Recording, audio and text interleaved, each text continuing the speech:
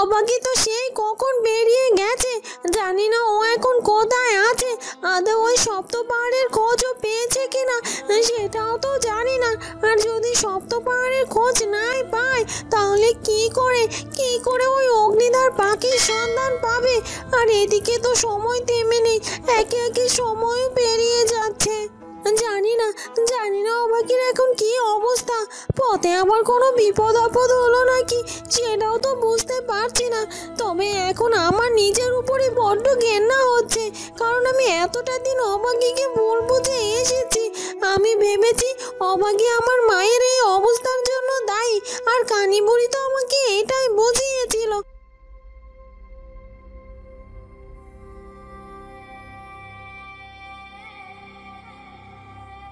ওদিকে রাজপুত্র অনেক খুঁজেও কোথাও রাজামশাইয়ের কোনো খবরই পায় না। আর তখন সে হতাশ হয়ে একটি গাছের নিচে বসে বিশ্রাম নিতে থাকে। তখনই একজন লোক তাকে দেখে ফেলে। একে এই জঙ্গলে অচেনা লোকে কি করছে? আশেপাশে গ্রামে সবাই জানে এই জঙ্গলে সর্দার না চাইলে কেউ প্রবেশ করতে পারে না, অথচ এই লোকটি সেই নিয়ম ভেঙে এখানে এসেছে। সত্যি এই লোকটির সাহস তো কম নয়। আর তাছাড়া এই লোকের বেশভূষা দেখে মনে হচ্ছে নিশ্চয়ই কোনো কাঠুরিয়া ভুলবশত হয়তোবা এখানে চলে এসেছে। তাহলে কি আমি ওকে গিয়ে বলবো এই জঙ্গল থেকে চলে যেতে? না না, সেটা করা মোটেও ঠিক হবে না। আমাকে আগে সর্দারের কাছে গিয়ে এই ছেলেটির ব্যাপারে জানাতে হবে, আর তারপর তিনি সিদ্ধান্ত নেবেন এই ছেলেটিকে সে কি করবেন। না না, আর পারছি না, আমি চলতে পারছি না। আমি এতটা পথ চলার পরও আমি বাবার একটা খোঁজও পেলাম না। এই রাজ্য থেকে সেই রাজ্য ঘুরে, এই জঙ্গল থেকে সেই জঙ্গলে ঘুরেছি, কোথাও তো আমি পিতামশাইয়ের খোঁজ পেলাম না। আমার শরীরের যা অবস্থা তাতে করে তো আমি আর খুব বেশি একটা পথ চলতে পারবো না। কিন্তু তারপরও যে আমার এখানে এভাবে বসে থাকলে চলবে না, কারণ আমি মাকে যে কথা দিয়ে এসেছি বাবাকে ফিরিয়ে নিয়ে যাব, আর ওদিকে মা আমার জন্য অপেক্ষা করছে। আর তাই তো আমি খালি হাতেও তো কিছুতে ফিরে যেতে পারবো না। আমি এক কাজ করি, আমি একটু নদী এবং পাহাড়ের ওদিকটাতে যাই। এমনও তো হতে পারে যে পাহাড়ের পথে গেলে আমি আমার বাবাকে খুঁজে পেয়ে যাব।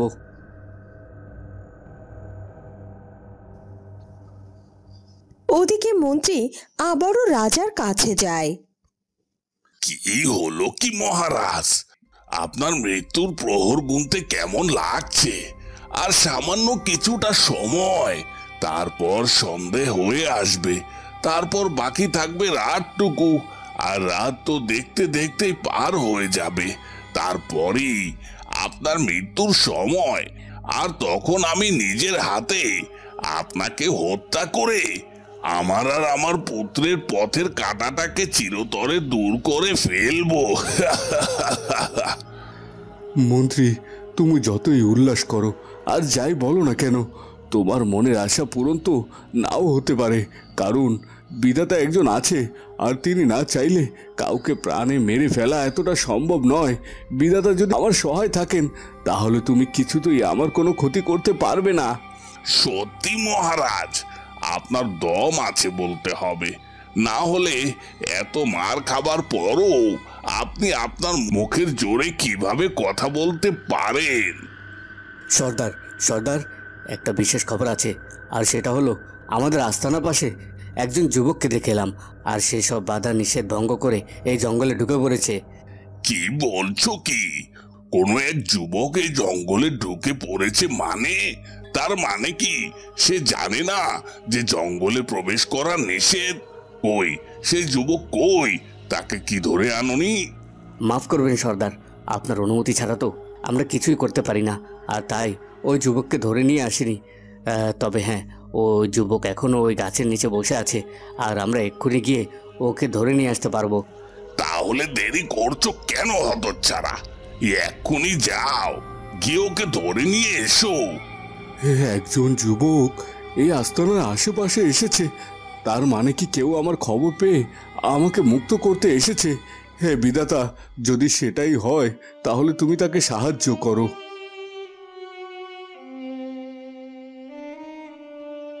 মনে হচ্ছে কেউ আমার রাজ্যে প্রবেশ করেছে।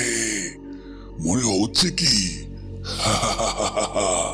আমি ঠিকই বুঝতে পেরেছি, আমার রাজ্যে নিশ্চয়ই কোনো মানুষ প্রবেশ করেছে, আর সে যে কোনো মূল্যে আমার কাছে আসতে চাইছে। আর তাছাড়া আমি তো সপ্ত পাহাড়কে দায়িত্ব দিয়েই রেখেছি যে কেউ যেন কোনোভাবেই আমার এই আস্তানায় প্রবেশ করতে না পারে। আর যদি কোনো মানুষ আমার আস্তানায় প্রবেশ করার চেষ্টাও করে, তবে সে সপ্ত পাহাড়ের আলোকের ঝলকে নিশ্চিহ্ন হয়ে যাবে, আর আমার কাছে অবধি কিছুতেই পৌঁছাতে পারবে না। তবে আমার কেন জানি না মনে হচ্ছে সামনে বড় কিছু একটা ঘটতে চলেছে। কিন্তু কি কি এমন ঘটতে চলেছে? না না, সেটাকে আমাকে জানতেই হবে।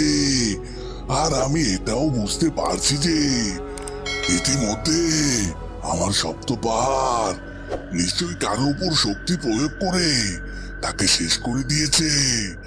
তাই এখন এদিকটা না ভেবে আমার সামনে কি ঘটতে চলেছে সেটা আমাকে জানতে হবে। ওদিকে সাধু বাবা ধ্যান সাধনার মাধ্যমে বুঝতে পেরে যায় যে অভাগী অনেক বিপদে পড়ে আছে। আমি জানতাম ঠিক এমনটাই হবে, কারণ ওই আগুন পাখির কাছে এত সহজে পৌঁছানো কিছুতেই সম্ভব নয়। কারণ ওই সপ্ত পাহাড় এত সহজে কাউকে অগ্নিধার পাখির কাছে পৌঁছাতে দিবে না। কারণ অভাগীর ক্ষেত্রেও সেটা হয়েছে।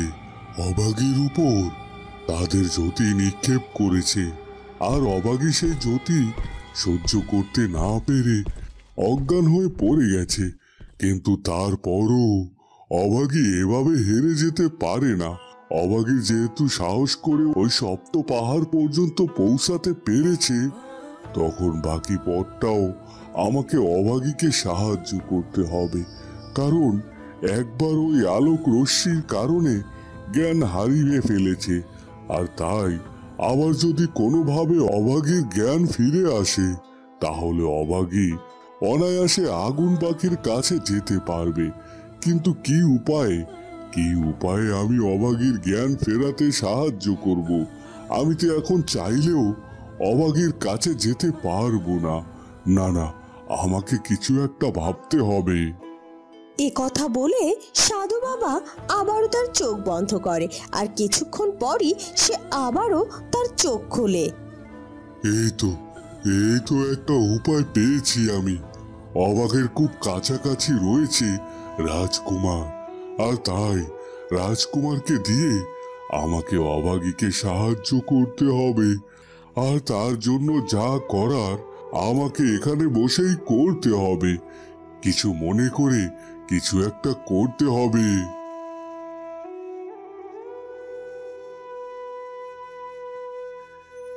এ কি, হঠাৎ করে আমার মাথাটা এমন যন্ত্রণা করে উঠলো কেন? বড্ড কষ্ট হচ্ছে আমার। আমি তো সহ্য করতে পারছি না। না না, আমি কিছুতেই দুর্বল হব না। আমাকে যে সামনের দিকে এগিয়ে যেতেই হবে। এ কথা বলে রাজকুমার সামনের দিকে এগিয়ে যেতে থাকে, আর কিছুটা দূর এগিয়ে গিয়ে দেখতে পায় সে একটা পাহাড়ে পৌঁছে গেছে। এ কি, আমি তো চলতে চলতে পাহাড়ের কাছে চলে এসেছি। তবে আমার তো মনে হচ্ছে এদিকে আমি আমার পিতামশাইকে খুঁজে পাবো না। না না, আমাকে অন্যদিকে যেতে হবে।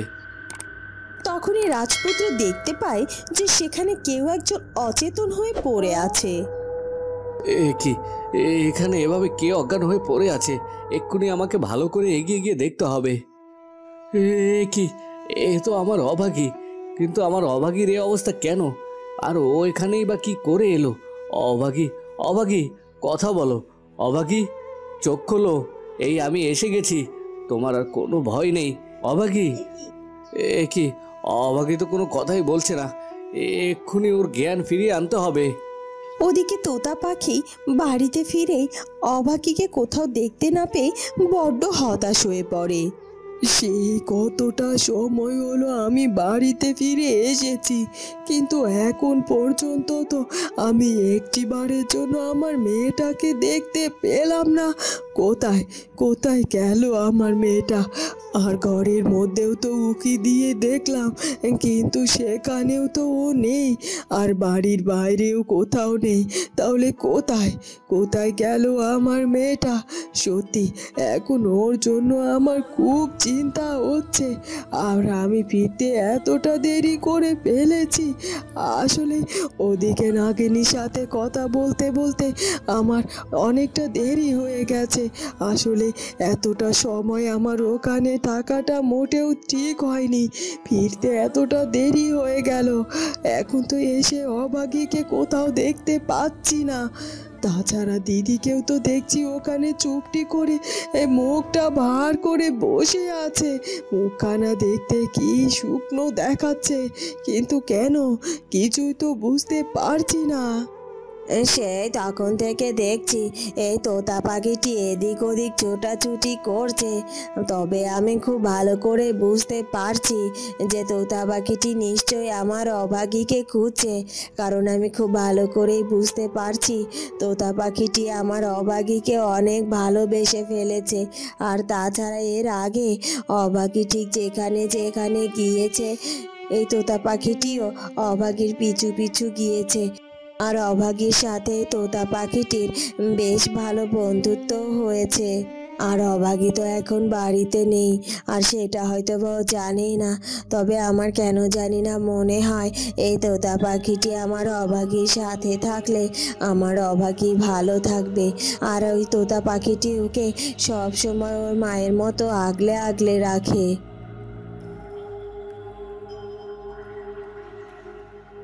প্রহরী, তোমাদেরকে কি বলেছি তোমরা কি বুঝতে পেরেছো? হ্যাঁ হ্যাঁ, অবশ্যই বুঝতে পেরেছি মহারাজ। এক্ষুনি আমাদেরকে আপনার পছন্দের মেয়ে মানে অভাগীদের বাড়িতে যেতে হবে, আর তাকে গিয়ে রাজপ্রাসাদে নিয়ে আসতে হবে। ভালোই ভালোই যদি রাজপ্রাসাদে আসে তো ভালো, না হলে তাকে জোরপূর্বক রাজপ্রাসাদে নিয়ে আসতে হবে। বাবা, তোমরা তো আমার সব কথাই ভালোভাবে বুঝে গেছো। আর শোনো, আরো একটা কথা তোমাদের বলে দেই, সেটা হলো ওই অভাগী যদি বাড়িতে নাও থাকে তাহলে কিন্তু ওর বাড়িতে থাকা ওর মাকে নিয়ে আসবে, কারণ আমি খুব ভালো করেই জানি অভাগী যখন বাড়িতে ফিরে দেখবে যে ওর মা নেই, আর সবার কাছে শুনবে যে ওর মাকে রাজপ্রাসাদে তুলে নিয়ে আসা হয়েছে, তখন সে নিজেই এই রাজপ্রাসাদে এসে হাজির হবে। ঠিক আছে মহারাজ, আপনি যেভাবে বলছেন ঠিক তেমনটাই হবে, আপনি একদম চিন্তা করবেন না। অভাগী, তোমাকে যেদিন প্রথম দেখেছিলাম সেদিনই আমি ভেবে নিয়েছিলাম তোমাকে আমি আমার রানী বানাবো, আর অবশেষে আমার সেই স্বপ্নটা সত্যি হতে চলেছে। আর তাই তো আমি তোমার ব্যাপারে অনেক খোঁজ খবর নিয়ে নিয়েছি। তুমি কোথায় থাকো, কার সাথে থাকো, সবকিছু আমি জানি। আর তাই তোমাকে এই রাজপ্রাসাদে নিয়ে আসা খুব একটা কঠিন কাজ হবে না। আর তোমাকে নিয়ে সেই আমি তোমাকে বিবাহ করব, তোমাকে আমি রাজরানী বানাবো। আহ আহ কি কি হয়েছে আমার? কি হয়েছে? আর কি? কে আপনি? অভাগী, আমি রাজকুমার। কিন্তু কি হয়েছিল তোমার? তুমি এখানে এভাবে অচেতন হয়ে পড়ে আছো কেন? আর তাছাড়া এখানেই বা তুমি কি করে এলে? তখনই অভাগী উঠে দাঁড়ায় আর সে রাজকুমারকে সেখান থেকে সরিয়ে একটু দূরে নিয়ে যায়। এ কি রাজকুমার, আপনি এখানে কি করে এলেন? আর তাছাড়া আমি এখানে এসেছি একটা বিশেষ কাজের উদ্দেশ্যে। আর এই সপ্ত পাহাড়ের আলোক রশ্মি এসে আমার শরীরকে স্পর্শ করে, আর সাথে সাথে আমি জ্ঞান হারিয়ে ফেলি। তারপর থেকে আমার আর কিচ্ছু মনে নেই। তবে রাজকুমার, আপনি ওদিকে যাবেন না, তাহলে এই সপ্ত পাহাড়ের আলোকে আপনার শরীর স্পর্শ করতে পারে, আর আপনারও ক্ষতি হতে পারে। এরপর অভাগী অগ্নিধার পাখির ব্যাপারে সব কিছু রাজকুমারকে খুলে বলে। রাজকুমার, আপনাকে অশেষ ধন্যবাদ যে আপনি আমার জ্ঞান ফিরিয়ে দিয়েছেন। এবার আপনি এখান থেকে চলে যান, আমাকে আমার কাজ করতে দিন। না না অভাগী, আমি তোমাকে এখানে এভাবে বিপদের মুখে ফেলে একা এভাবে চলে যেতে পারি না। আমি তোমার সাথে যাব, আর ওই অগ্নিধার পাখির সামনে গিয়ে দাঁড়াবো। না না রাজকুমার, সেটা হয় না। আমার ক্ষতি হয় হোক, আপনার কোনো ক্ষতি হোক সেটা আমি চাই না। ঠিক আছে, আপনি যেহেতু এখান থেকে কোথাও যাবেন না, তাহলে আপনি এখানে অপেক্ষা করুন। আমি কিছুটা সময়ের মধ্যেই আপনার কাছে ফিরে আসব। কিন্তু অভাগী। না না, আর কোনো কিন্তু নয় রাজকুমার, আপনি এখানে থাকুন আর আমার কথাটা দয়া করে শুনুন। আমাকে যেতে দিন ওই অগ্নিধার পাখির কাছে। কিন্তু ওই সপ্ত পাহাড়ের আলোক রশ্মি যদি আবার তোমার শরীরকে স্পর্শ করে? সেই ভয় তো আমি পিছিয়ে যেতে পারি না রাজকুমার। আমাকে যে সামনের দিকে এগিয়ে যেতেই হবে। আপনি দয়া করে আমাকে আর আটকাবেন না। এরপর অভাগী আর একটু দেরি না করে আবারও সামনের দিকে এগিয়ে যেতে থাকে। আর এবারও সপ্ত পাহাড় থেকে আলোক রশ্মি এসে অভাগীকে স্পর্শ করে, কিন্তু অভাগীর কোনো ক্ষতিই করতে পারে না। আর অভাগী সামনের দিকে এগিয়ে যেতে থাকে আর খুব তাড়াতাড়ি সে অগ্নিধার পাখির গুহার সামনে গিয়ে হাজির হয়। এই তো আমি সপ্ত পাহাড়কে পেছনে ফেলে সামনের দিকে এগিয়ে আসতে পেরেছি। আর ওই সপ্ত পাহাড়ের পেছনে তো একটি মাত্রই গুহা আমি দেখতে পাচ্ছি। আর আমার মনে হচ্ছে এটাই নিশ্চয় ওই অগ্নিধার পাখির গুহা। আমি নিশ্চিত এটাই ওই অগ্নিধার পাখির গুহা। আর এই গুহায় প্রবেশ করলে আমি ওই অগ্নিধার পাখির দেখা পাবো। এক্ষুনি আমাকে ওই গুহার মধ্যে প্রবেশ করতেই হবে। এই কথা বলে অভাগী আর একটু দেরি না করে সেই গুহার ভেতরে প্রবেশ করে। আর সে এগিয়ে যেতে থাকে। এগিয়ে যেতে যেতে বেশ অনেকটা দূরও পৌঁছে যায়, কিন্তু কোথাও সে অগ্নিধার পাখিকে দেখতে পায় না। অভাগী অনেক খুঁজেও যখন অগ্নিধার পাখিকে খুঁজে পায় না, তখন সে বেশ চিন্তিত হয়ে পড়ে। কি সাধু বাবার কথা অনুযায়ী তো এই গুহার মধ্যেই ওই অগ্নিধার পাখিটি থাকার কথা, কিন্তু আমি তো এই গুহার মধ্যে প্রবেশ করলাম আর ওই পাখিকে তো একটি বারের জন্য দেখতে পাচ্ছি না। আর শুধুমাত্র সেটাই নয়, ওই অগ্নিধার পাখি তো গুহার বাইরেও কোথাও ছিল না। আর সেটা তো আমি খুব ভালো করেই লক্ষ্য করেছিলাম, কিন্তু সেখানে তো তাকে আমি কোথাও দেখতে পাইনি। তাহলে কোথায় গেল পাখিটি? তখনই অভাগীর সামনে এসে অগ্নিধার পাখিটি হাজির হয়। এই তো অগ্নিধার পাখি, অবশেষে আমি তোমার দেখা পেয়েছি। তোর এত বড় সাহস, তুই আমার গুহায় প্রবেশ করেছিস? তোর সাহস আছে বলতে হবে। সপ্ত পাহাড়ের শক্তিও দেখি তোর কোনো ক্ষতি করতে পারেনি। দিব্যি তুই এই গুহা পর্যন্ত পৌঁছে গিয়েছিস, কিন্তু মেয়ে, তুই যতই এই গুহা পর্যন্ত পৌঁছে যাস আর যাই করিস না কেন, আর সপ্ত পাহাড়ের হাত থেকে তুই বেঁচে যাস না কেন, আমার হাত থেকে বাঁচা তো এত সহজ নয়। এবার তোকে যে আমার হাতে মরতেই হবে। এই কথা বলেই অগ্নিধার পাখি তার মুখ থেকে আগুনের দলা নিক্ষেপ করতে থাকে অভাগীকে উদ্দেশ্য করে। অভাগীকে একা একা ছেড়ে দেওয়াটা মোটেও ঠিক হয়নি আমার। এখন তো বড্ড ভয় হচ্ছে, জানি না কি হচ্ছে ওদিকে। অভাগীর কথা শুনে তো আমার মনে হলো যে ওই অগ্নিধার পাখি অনেক রাগী, আর যে কোনো সময় আমার অভাগীর কোনো ক্ষতি করে দিতে পারে। তাহলে এখন কি করব? কি করে অভাগীকে রক্ষা করব? আমি কি একটি বারের জন্য এগিয়ে গিয়ে দেখব? বন্ধুরা, কি হতে চলেছে এরপর সেটা জানবো আমরা ঝিয়ের মেয়ের ভাগ্য গল্পের পরবর্তী পর্বে। আর আমাদের আজকের ভিডিওটি ভালো লাগলে অবশ্যই আমাদের চ্যানেলটিকে সাবস্ক্রাইব করে দিও। দেখা হবে পরবর্তী পর্বে। ধন্যবাদ।